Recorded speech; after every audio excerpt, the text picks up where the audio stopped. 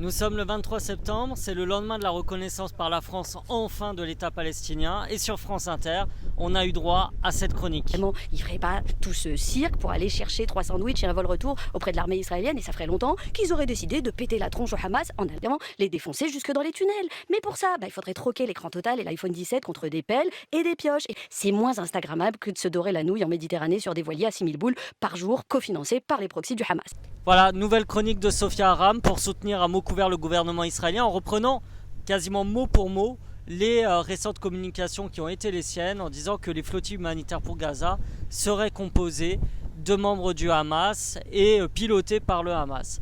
Bien évidemment, tout cela est faux, elle le sait pertinemment et donc elle s'en prend aux membres des équipages et des personnes qui participent à cette flottille. J'aimerais lui dire qu'ici, sur mon bateau par exemple, il y a 9 personnes. Il y a une infirmière, un médecin, il y a une journaliste indépendante, ça devrait l'intéresser un petit peu.